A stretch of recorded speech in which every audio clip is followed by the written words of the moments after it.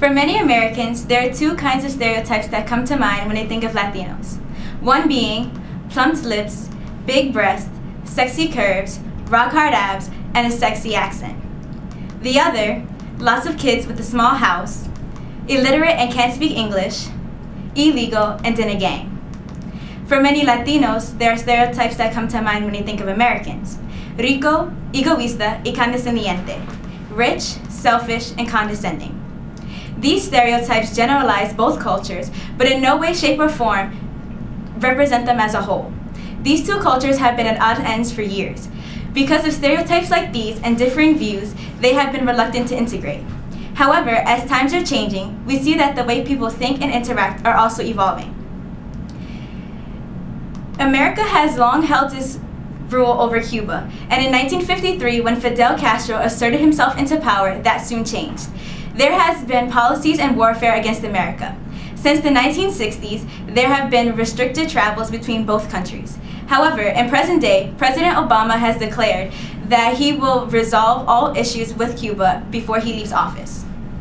On the other hand, we have Puerto Rico, another country that has had its issues with America.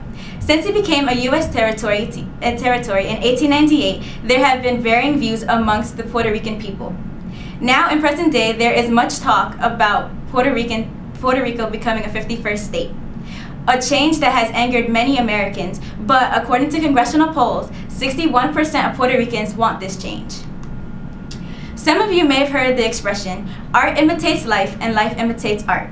In our everyday lives, we are influenced by the media and vice versa. As of late, we see that more and more shows have at least one Latino character, and to some extent portray the traditions, values, and issues within the Latin culture.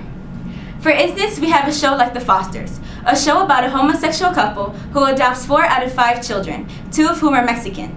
On June 24, 2013, the show aired an episode of Mariana's Quinceañera. A quinceañera is a celebration of a young girl becoming a woman at the age of 15, a tradition that has been passed on from generation to generation. Then we have a show like Jane the Virgin, a show about a Venezuelan woman who was accidentally artificially inseminated, but at the age of 23 was still a virgin. At a young age, her grandmother told her, "Cuando se pierde la virginidad, que nunca podría recuperarlo." Once you lose your virginity, you can never get it back. Another tradition and value held highly in the Latin culture. Then we have a show like Devious Maids, a show about a group of Latinas who are in a suburban area and work for wealthy and powerful people. Although most of the times their problems are dramatized, they do at times face issues that Latino people here in America do face, like the threat of deportation. So we see this change in media, and we see this change in policies. But how does this depict to the both of us in reality? This is a coqui depicted by Taino Indians. The coqui is the native frog of Puerto Rico. It got its name because at night it can be heard saying, "Coqui, coqui, coqui." I am half Puerto Rican and half African American, and I identify with both my heritages, but I know what it's like to be looked down upon because of the ethnicities that you are. So, growing up, I've witnessed these changes and I've lived through them. You too are living through them. And so the question is whether or not this shift will ever reach its full potential. Unfortunately, the answer may be no, because there will always be bigotry, opposition, and stereotypes that keep these cultures from interacting.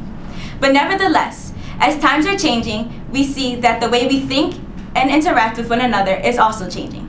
Thank you.